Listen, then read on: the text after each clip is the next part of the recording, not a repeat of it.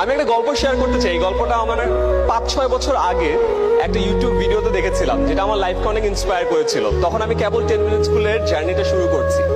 আপনারা তো সবাই উদ্যোক্তা হতে চান, রাইট? উদ্যোক্তা হতে চান তো? ইয়েস।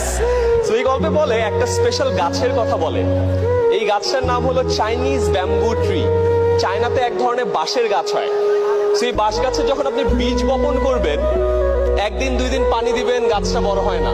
1 মাস 2 মাস পানি দিবেন, গাছটা বড় হয় না। সার দেন, যত্ন করেন, কোনোভাবেই গাছটা বড় হয় না।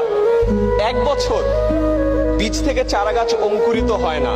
2 বছর, 3 বছর, 4 বছর পর ফাইনালি ওই বীজ থেকে অঙ্কুরিত হয়ে চারা গাছটা মাটির উপরে ওঠে। এবং এরপরে মাত্র 4 সপ্তাহে চারা গাছটা 90 ফুট লম্বা বাঁশের গাছ হয়। কয় ফুট? 90 ফুট। এই গল্পটার সাথে আপনাদের সবার লাইফের মিল আছে।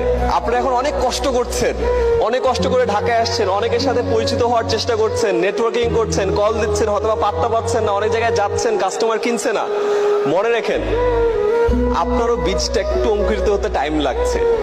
ওই যে 4 বছর একবার করে একবার যখন ওখান থেকে বের হবেন, 4 সপ্তাহে 90 ফুট এই স্টেডিয়াম পার হয়ে যাবেন।